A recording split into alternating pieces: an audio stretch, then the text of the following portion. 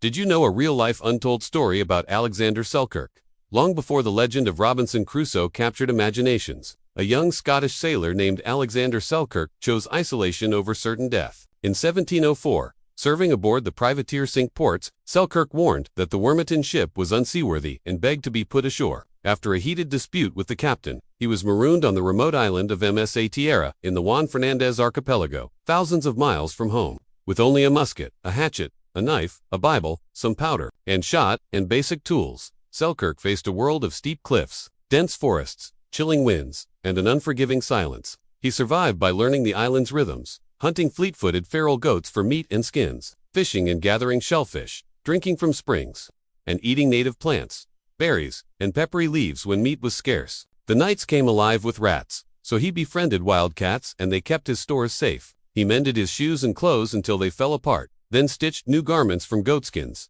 tough and crude but warm. He built huts from branches and grass, crafted cooking vessels from wood, and kindled fire by painstaking friction when his powder ran out. When sickness struck, he rested, ate lightly, and prayed, finding strength in the Bible's pages. He marked time by the sun and stars, kept watch from high points, and practiced running and climbing until he could chase goats on foot across razor-backed ridges. Ships did pass, but not all offered hope. Once a Spanish vessel anchored nearby, and he hid in the thickets to avoid capture, knowing privateers like him were treated harshly. Years unfolded, solitude sharpened his senses, fear became prudence, and desperation matured into patience. He sang hymns to steady his spirit, talked to the goats and cats to keep loneliness at bay, and carved a life shaped by self-reliance and quiet courage. In February 1709, the English privateer Duke, under Captain Woodes Rogers, sighted smoke and found a bearded, weathered figure sprinting over the hills. Selkirk, lean, strong, and tongue nearly forgetting its cadence. He guided them to fresh water and food, proving instantly useful to the crew.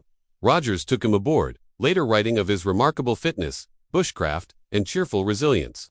Selkirk returned to the world changed.